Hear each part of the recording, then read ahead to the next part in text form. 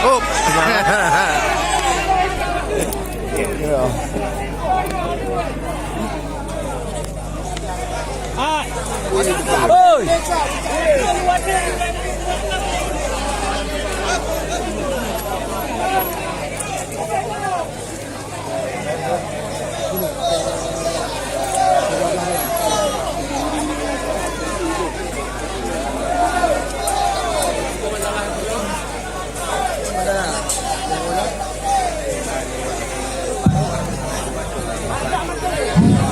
Mohon tenang semuanya.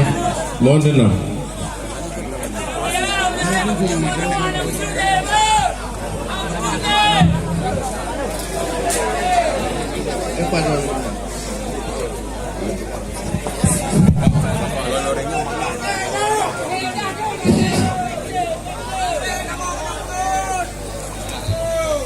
Perhatian kepada saudara-saudara bangsa aja yang sedia, mari sama-sama royong-royong tenangkan acara, tenangkan situasi. Sebabnya nanti ulama-ulama dong akan beri nasihat sebagai fatwa kepada Coba Mandu. Tenang sehat.